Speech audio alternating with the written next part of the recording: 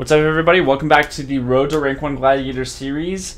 Today is going to be a special episode. We're going to be walking you through a game that I've shown in a picture. At the end of the game, I've shown a picture of this this specific match and why it's special. I actually got 2,700 for the very first time this expansion for this match. Okay, and just jumping right into it, you're going to see that it's actually against Holy Paladin God Comp, which has seen a lot of light. Playing with a Frost Mage and a Shadow Priest. I've seen it a lot these past couple of weeks. I feel like it's definitely made a comeback. It used to be super popular in Warlords of Draenor, but kind of fell off since Mages lost Deep Freeze. But it seems to be back right now just because of the sheer amount of damage and the stun that Holy Paladin can bring. So just getting off of it, just getting off like right on the bat.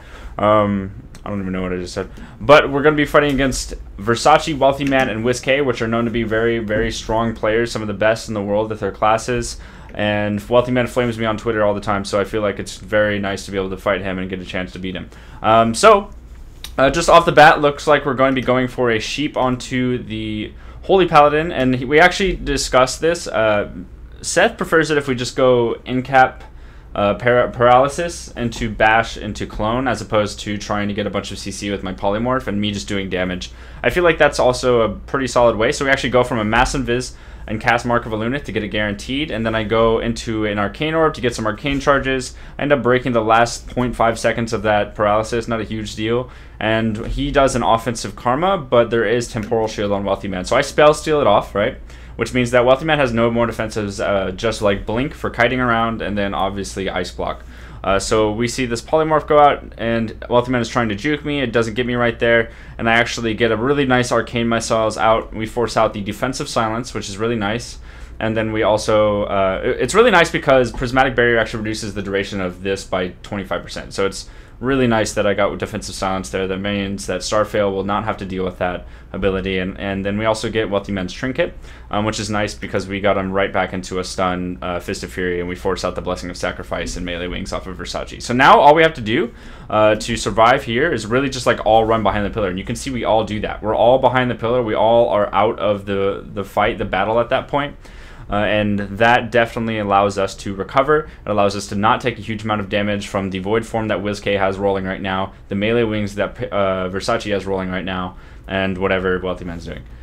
So we can see that all we're doing is kind of just trying to kite out, and I actually get a sheep pretty soon onto Versace. I decided that I was going to save that sheep. I like canceled one right there because I wanted to wait for just a moment so I could like line it up with Seth's damage. And we actually get a displace into sheep. This was kind of a lucky move actually, by the way, because Versace actually like jumped off the edge here so he could LOS the sheep, and I displaced.